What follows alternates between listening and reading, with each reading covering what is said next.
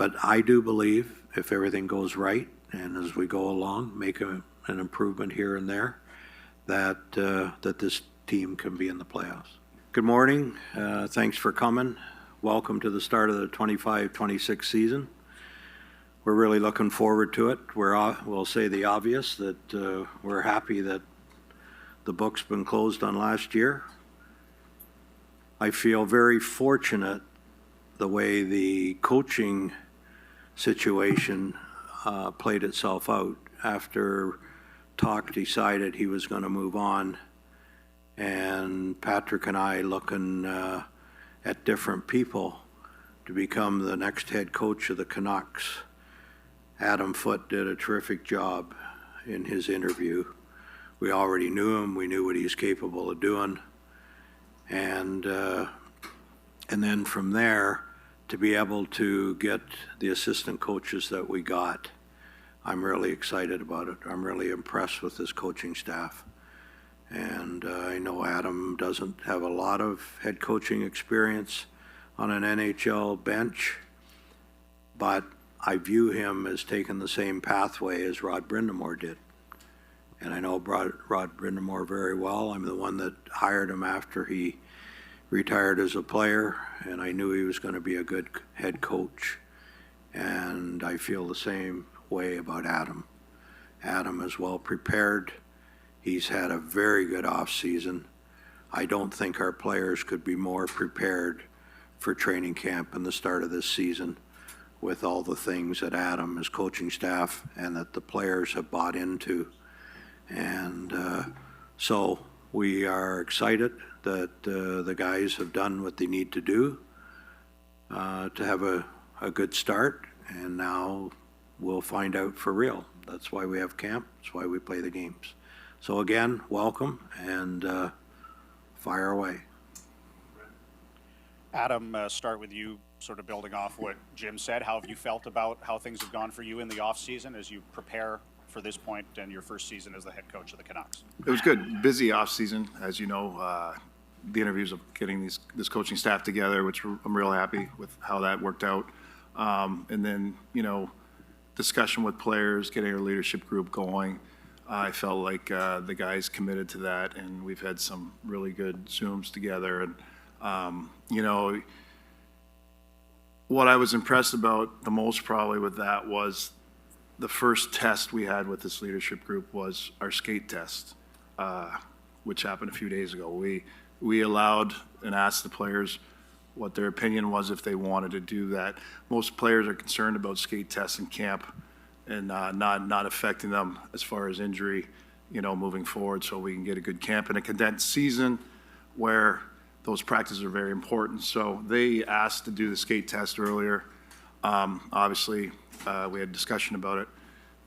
And what I'm impressed about is they held each other accountable in the summer. They talked about it. They discussed the test. They agreed that this skate test was the right test for them. And what I was impressed about was they hit the mark. So every one of them hit the mark. A couple players came in stronger, which means a few more pounds to carry.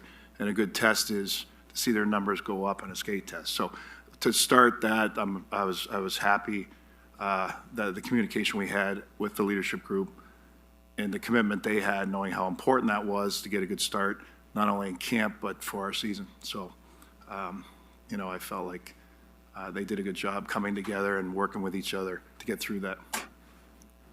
PJ? Jim, every year almost feels like we ask you this question. You obviously said 2 years ago, if everything goes right, this is a playoff team. Is that your view this year? How do you see this team?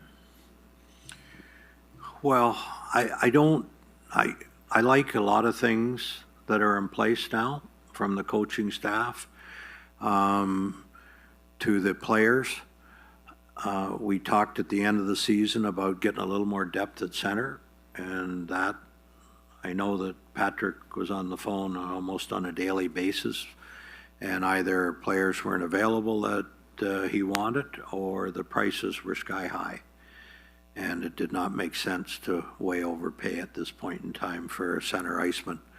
But with that being said, I think the centers we have are good, as long as they stay healthy. If you look at our team today compared to where where we were a year ago, a lot of things have improved, from our goaltending to our defense. And then we'll see how the forwards play out. But with that being said, I like the group of guys we have. And for the most part, with the parity in the league, you have to have everything go right.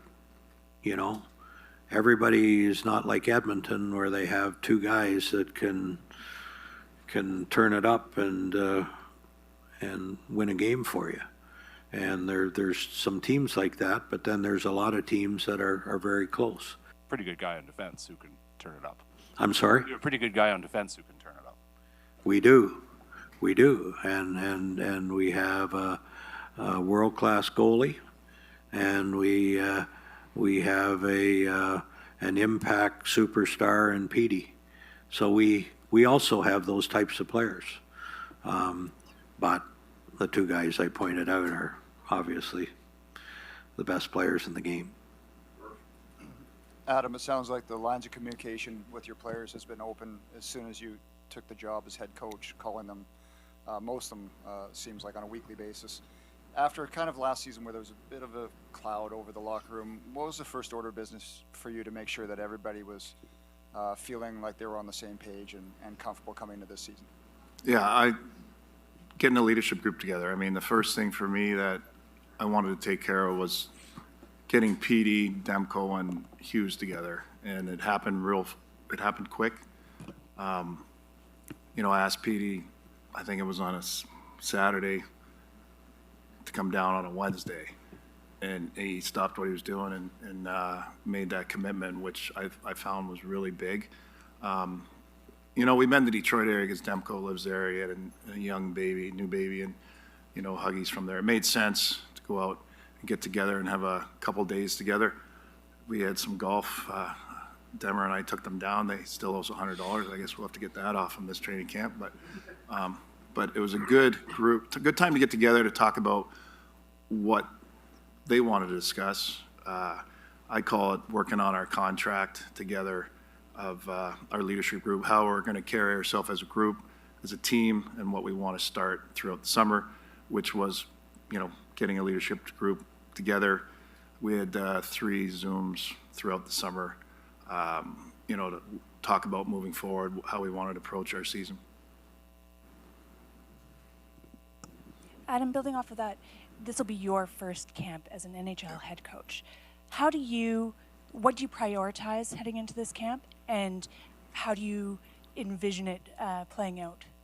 This camp, well, you want to use this camp to get these guys back into it. I mean, they're all in good shape, but you know, you can do everything you do in the summer, but you know, getting physical, getting into bodies, chipping the body, revving the pace up to that NHL pace consistently, we'll be doing. But running through with the condensed season, with the Olympics, we're going to have less practice time, so we're going to use these practices to still work on our systems, running them through drills that they can still condition and get used to the physicality, but also put in play how we want to play in our structure. And Patrick, Jim was talking about how you were looking for a center on the market this summer. Can you talk to us about what the market was like a little bit this summer, and what you were hearing from other GMs around the league? Sorry, what was the second question there? What were you hearing from other GMs around the league? Well, I think you all were aware of there wasn't much of a market here in terms of transactions this summer. The new CBA is taking place here, and you see a lot of players extending with their current team. That being said, I think our analytics staff or scouting staff have done a really good job identifying potential players that might come available, talking to Adam how we want to play and what type of players he's looking for to fit into the system here. So there's been a lot of conversations, but unfortunately up to this point, not much have transparent into deals. For Jim and Patrick, with physical sort of in the books, is everyone accounted for, and are there any injury designations or any players who may not be on the ice that we'd expect to see for injury reasons or what have you on Thursday? As far as today, walking in here, players are still doing medicals and all that. Jet Wu had a surgery here early August and probably will be out month to month, looking more towards November. Ty Mueller got injured on, obviously was supposed to play in the rookie tournament here. Hopefully he's back. I would imagine he starts skating here this week and back in full practice next week. Ravinskis had hernia surgery early in the summer and been here rehabbing now for, I think, a month, and he should be close to getting back here. But as far as I know, otherwise, everyone is ready to go here. And then for Adam, you talked about downloading some systems and taking advantage of this practice time. I'm sure in meetings with your staff, you've spent a lot of time thinking about how you want this team to play. I know it's probably a little early and things will adjust on the fly as you go, but can you give fans a sense of sort of what Adam Foot hockey looks like, ideally? That would be, for me, is we want to be able to adapt against our opponents. Like, I can't sit here and say we're going to be a rush team or a dump and chase team. We're going to be a team that adapts to our opponents, make them feel uncomfortable. So there's going to be nights where we're going to have to defend maybe a little bit longer, depending, or be above some speed through the neutral zone. But we're going to play consistent hockey as far as a unit of 5, our goaltender unit of 6. We're going to play as a team, and I will have the buy-in with this group to be able to adapt. Been lucky to play in some good teams, you know, with Canada and you know, Colorado over the years, playing with some great players. And when those great players are ready to win, they adapt and play the shift that's needed at that time. Whether you have to defend that shift, it's been a long shift in your end, you got to get a quick change and not go on the offense all the time, things like that. For an example, we're going to be a team that, you know, if I'm defending against a heavier player, I got to make sure 50% of my body's ahead of him at all times, right? If I'm going against speed, Burry's on the far blue line, I got to be aware of him so he doesn't beat us. And so we'll adapt as a group from who our opponent we play. We will have our systems in check, but the thing that I want to focus on most probably is numbers. We're a great defending team, but I think we can get back quicker with numbers where we can strike, say, 2 versus 3 in our end, or 2 versus 4. We can get better at striking faster. It almost feels where you played great hockey teams and you know, you run into your game 7s, the big games. Good teams make you feel like they've got an extra player on the ice. And that's just working away from the puck, and I call it numbers. We're going to try to do that in most zones, but coming into our zone, like I said, we're a great defending team, but if we can strike when we have the numbers and have the confidence that if we're going to strike 3 guys versus their 2, the other 2 guys won't get beat back to our end, and they'll have us covered, you know.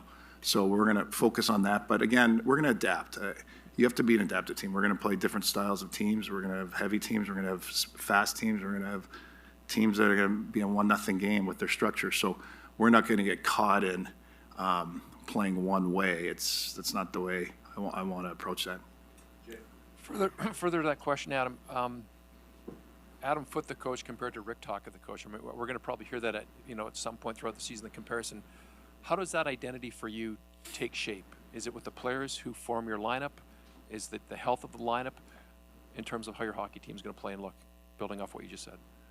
Well, I mean, Rick instilled a lot of great things with this hockey club as far as, you know, the way we play. There's things in our system that are going to stay in our system, right?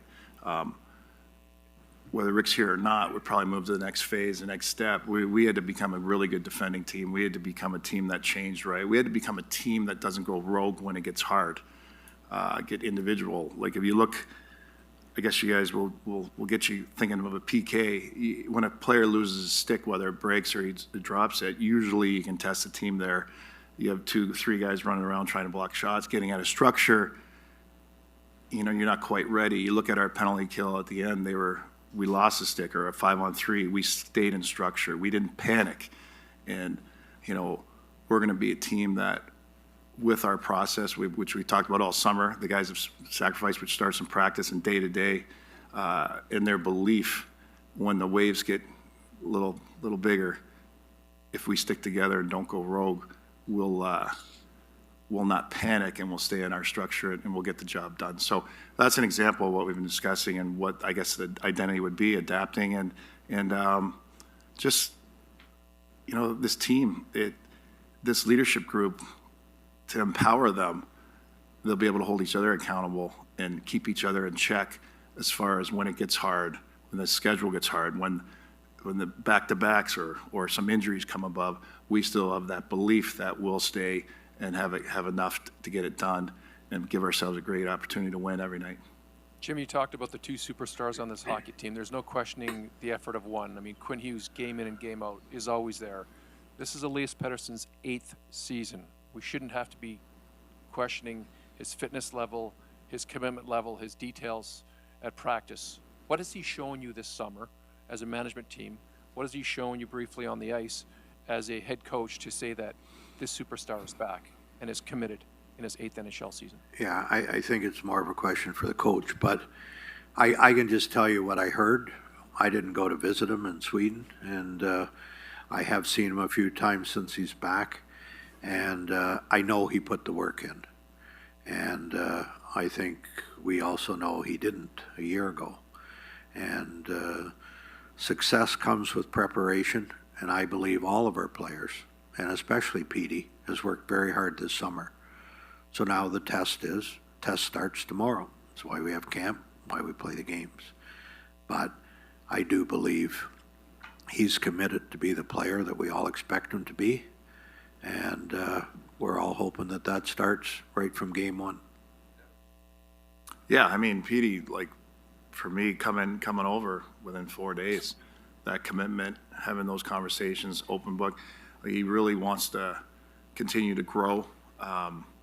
Obviously, you see maturity happen throughout where his testing, the first test, he did very well. And it's a type of test that if he did the work in the summer compared to last year, he might not, he had to do the work to get the number.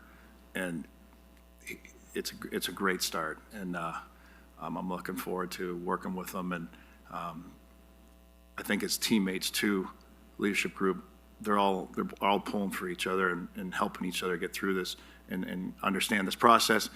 And I think it's a good start for everyone to see that. For Adam, I guess the most prominent new face on the team this year is Evander Kane. So I'm wondering what your conversations with him were like over the summer and how you picture him fitting into your forward group this year. Yeah, we've had great conversation. I love his grit. He's hard to play against. You know, we needed some of that sandpaper, you know, and he's been in some great playoffs, as you know. But we'll enjoy the way he plays and moving forward, his leadership, like in the hard games, right? So it's gonna be fun with him. One for Jim and a follow for Adam. Jim, you've been in this game a long time. It's never been about appeasing one player, no matter how special he is. Although Quinn is on a different plane, he's a generational player. He's a Norris Trophy winner. He's going to the Olympics. Do you think you have to do something, regardless of your cap restraints and the assets you don't want to part with, to improve your roster before the season starts or early in the season to give Quinn another indication that this team is going to be better positioned to win? Yeah, I mean, it's a very fair point. And obviously Quinn's future is so important to this franchise in this city. Everybody's aware of it. Everybody will talk about it till we get dizzy. But at the end of the day, he doesn't have to make a decision yet. And sometimes in life you think one thing 1 month and something else another month. So to your question, it's always important to win, and especially in this situation. We're a little bit caught in between when how far do you go to do that? Which means how many draft picks do you want to trade, and how many of the future do you want to trade? Because you could do that, and he could make a decision to go somewhere else, non-related to how the team does. Or you just go all in and see where it goes. I mean, it's what I did when I managed in Pittsburgh. We knew we had a chance to win cups, and that was the direction from ownership, and that's what we did. So we're always going to try to improve the team and have a better team. But it gets, the first thing that Patrick hears when he calls somebody about a player is, okay, no problem. We want first round pick or a couple of first round picks or your top prospects and things like that. And that becomes the juggling act. As you do that, your team's a lot better, your team has success, and he may, for different reasons, probably reasons that we would all consider doing, it's not just him. He may consider that he would prefer to be somewhere different geographically, for example. You know, I mean, the biggest topic we all talk about must play with his brothers. I mean, I think everybody knows that by now, right? But doesn't mean it has to happen 2 years from now or 1 year from now. It could happen at the end of their careers, so they say they played with each other. There's so many things. I mean, you can spin this thing 100 different ways, and there's only one guy that's going to make that decision, and he'll make it for whatever reason. But we do have a responsibility, Quinn Hughes or not, to have put the best team on the ice we can. And that's what Patrick has to work on. He has to continue to work on that through the first half of the season to improve our team. Adam, you've come to know Quinn as well as anybody running the back end, and I remember a year ago before a preseason game in Abbotsford, I'd asked you about how you're going to better prepare Quinn to be such a target out there, and he played through so many things last year. Is it fair to say there's another level for him to reach? It's hard to imagine, but is there another competitive level for him to reach, whether it's production-wise or the way he drives the offense? Well, I think the level is his growth every year. You look at the great players, Crosby, he works on his game every year. He works on off the ice, on the ice. I think with Quinn, his leadership, he'll continue to grow as he goes through this process. And, you know, he's a great hockey player. We all see it. There's going to be now time to adapt. There's going to be times where teams are going to be up on him, targeting him, and as far as match, like playing, I call it staying sticky on him so he doesn't get the puck. There'll be some nights where he might not have it as much because they're pressing him, so we'll knock him down on a 4-on-4 away from him, and that's the growth of a team and the leadership that I think you'll see. You know, he's a young guy. He's going to continue to grow, and we've had a great conversation recently that he's happy, he's ready to play, he's ready to go, and he called me and said he's fired up and can't wait to get back and get on the ice. His head's clear, so very positive for me. And he asked me, he goes, "Yeah, I want you to keep teaching your staff, teaching me how to win a Game 7." And it's huge to hear that come from him. That he knows there's growth there, and we all keep getting better. I mean, you look at it, if you're lucky enough to play this year for 15 years, 20 years, you have that mindset. The great players have a mindset to be a sponge, and I think he's maturing into that where he knows he can continue to grow with, he's got great coaching around with Dean. He's been a lot of good Boston winning years, so Huggy's in a good spot. Real happy with our last conversation. Jim, over here, early in the offseason, you talked about Quinn and potentially wanting to play with his brothers at some point. Quinn was asked about those comments specifically in the last week or so, and he said Jim's a pretty smart guy, and his comments made it sound like your comments might have been strategic. Is there a way for you to manage this situation or manage the message that maybe led to you saying that early and putting it on the table? Because it's a savvy market. They probably would have talked about it here anyway. The fans would have. I don't think I told anybody anything they didn't already know. I mean, come on.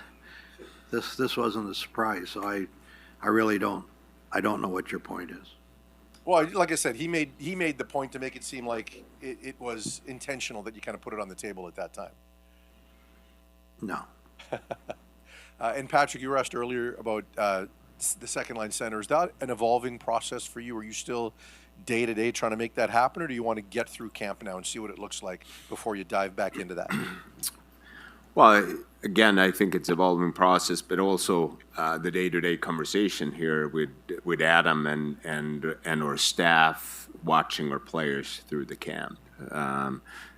Jim started off saying that we're very pleased with the group of players we have here, excited about them and the direction we're going with Adam here and how we're going to play.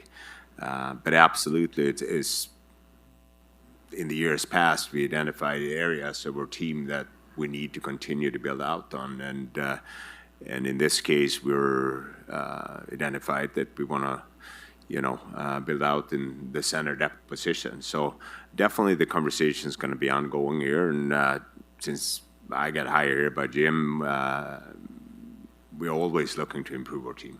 That's our job, and it's Adam's job to improve each individual on our team to get better and play the right way, and he's done a really good job off season here building the leadership strength and improving and empowering the guys to take the next step. So we'll continue to talk and see what's available here as we move along.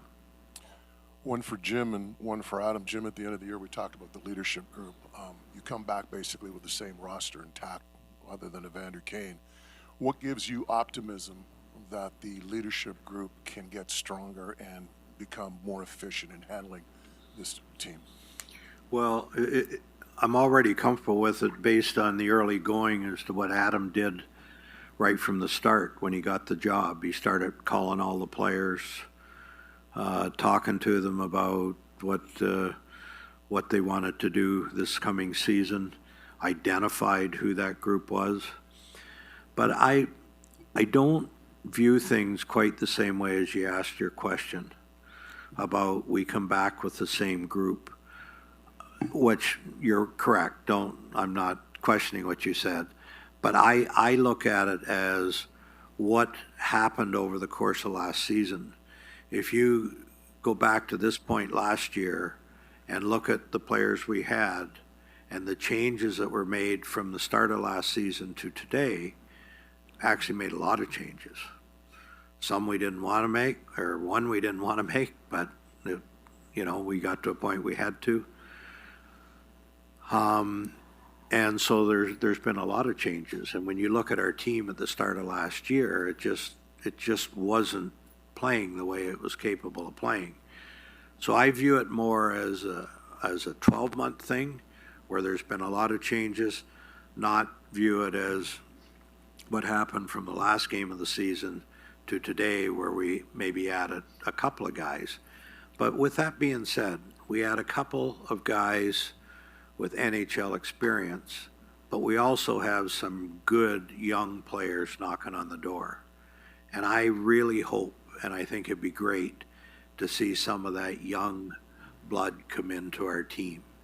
And I know that in other experience that I've had, when you add 2 or 3 or 4 of those young guys, they come in and they're excited and they just change the whole complex of the dressing room. They're just excited to be there every day and they're learning every day. So I'm hoping that a couple of those young guys can make it, but if not, we have enough veteran guys and we'll go with a team that I think has changed dramatically from a year ago.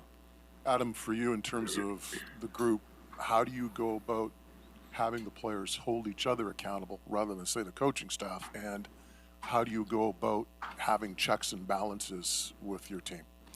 Well, that's what we discussed in our Zooms. They've got to hold each other accountable or I have to do it. And that means going on the line. So that's the conversation we had. We had a couple chuckles about it. Obviously it's my job and our coaching staff to teach these guys, but it's a partnership with these guys. I call it a contract, you know. They're part of making up that contract, right? Obviously, we have discussion about how we want to play, if it works for our group. And when it's not getting done, I know I can look over at Marcus, Huggy, you know, Mizey, whoever, one of those leaders, and they know why I'm looking at them. They either have that in their numbers when someone may go rogue or have a bad moment, or needs to be realigned with where we're going. And at times, we might have to change our practice the first 15 minutes, which they're aware of. And I don't think that's going to happen often. I think they get it. There's going to be steps where they have to be reminded, probably. But the accountability, they're going to hold each other accountable. And but we're connected with the group that way. I'm looking forward to see how it plays out. Adam, one path to immediate improvement would seemingly be to be a better team here at Rogers Arena. You had 17 wins on home ice last year. I just wonder how much that's been discussed internally, and saying you have to be better doesn't make it so. Obviously, you got to get out there and get the job done. So what can you guys do as a group to be better here, whether it's for your own playoff push or to give the fans a better bang for their buck? Well, I think it's the process. It's what we started in the summer, and the process. It doesn't matter what building we're in for traveling, getting in at 4 a.m, or we're playing on home ice. Sometimes playing on home ice, I remember when I played, guys would get cute or try a fancy play or extend shifts or maybe not. Just think it might be, we got this tonight, and we get out of our structure. You know, we press when we shouldn't press or extend shifts, things like that. It's a natural thing, and not just the Canucks, throughout the league. You know, it does happen.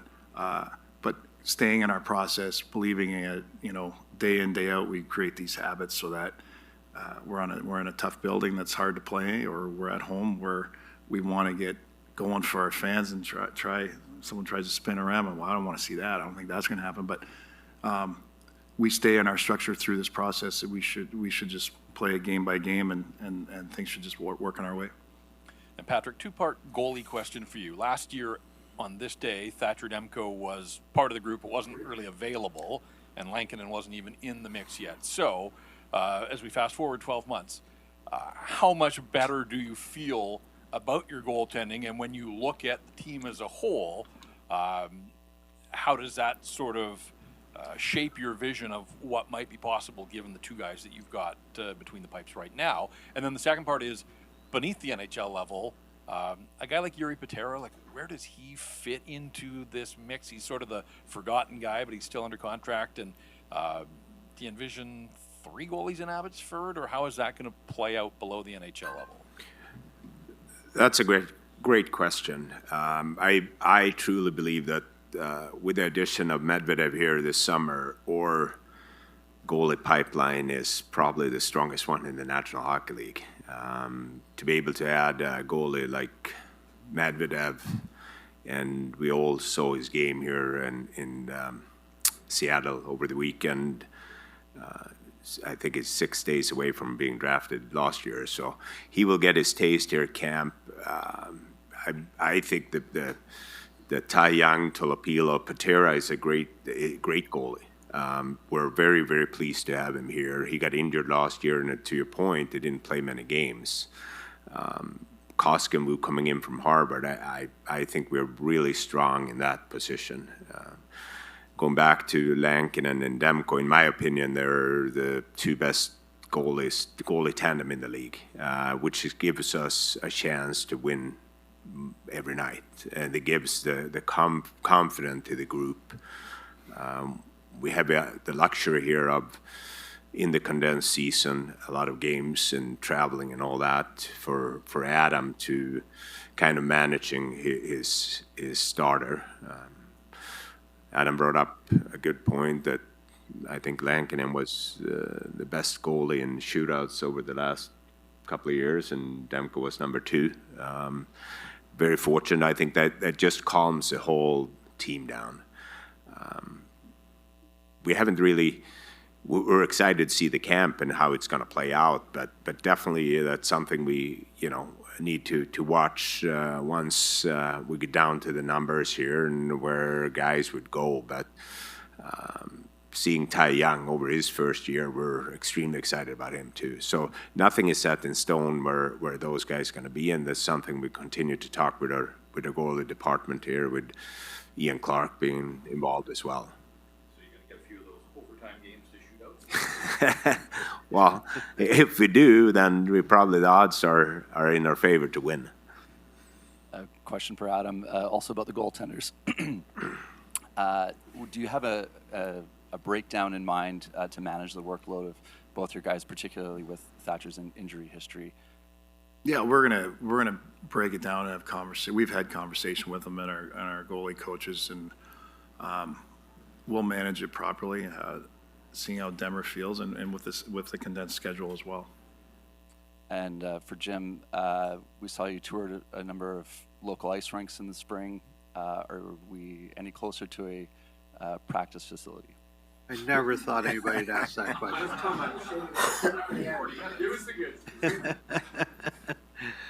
The answer is yes. We are closer. We do have a few legitimate options now. We are in conversations with those options.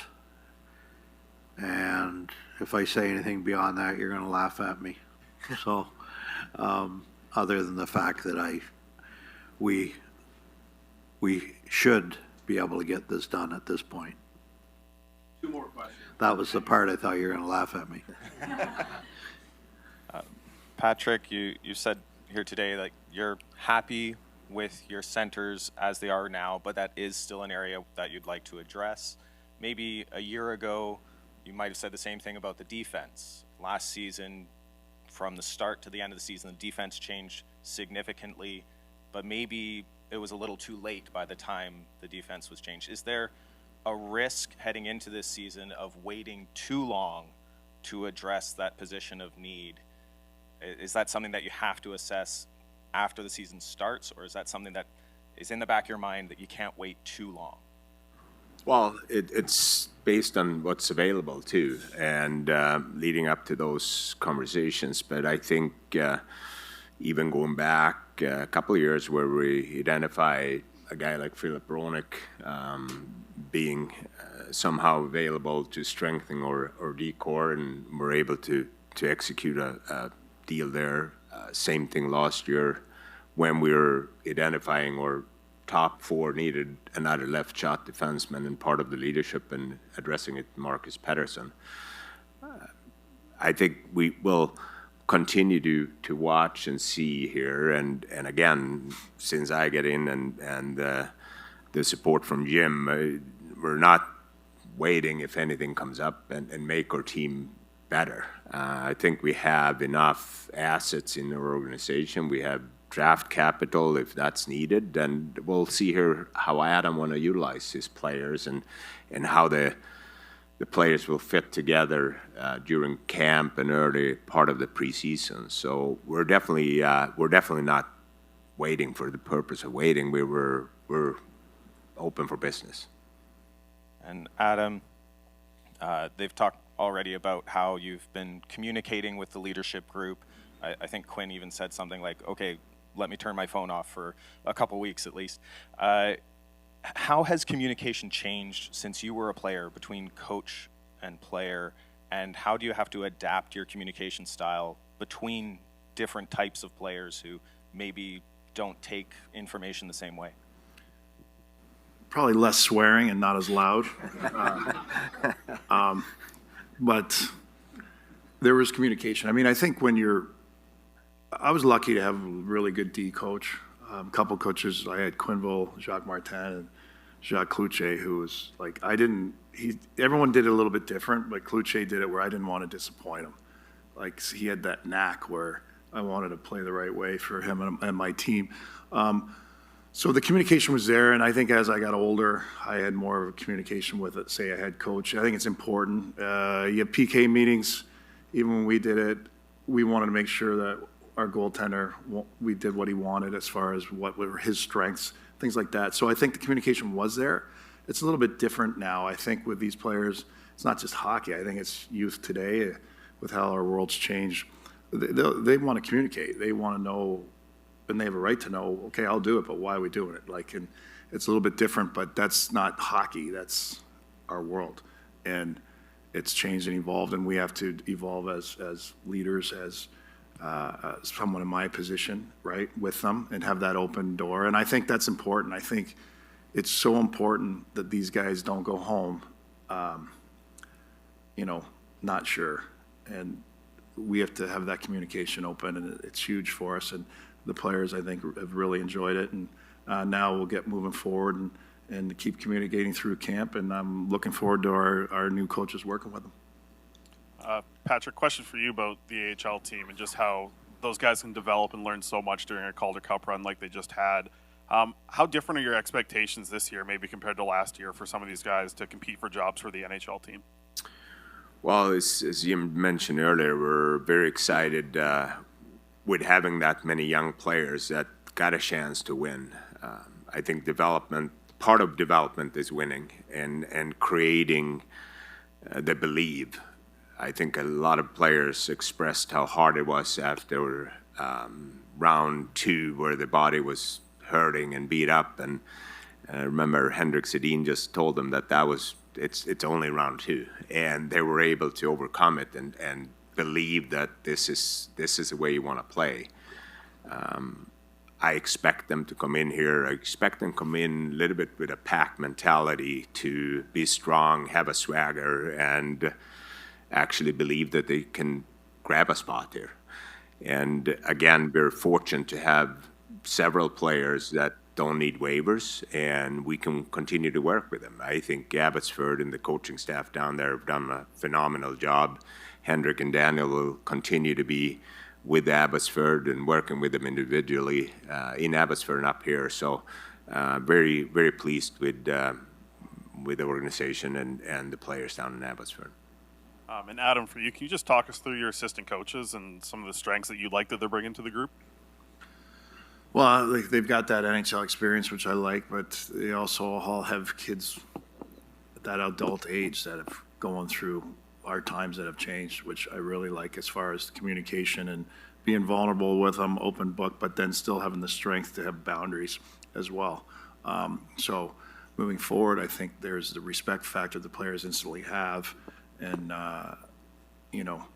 they bring that calm demeanor and this market.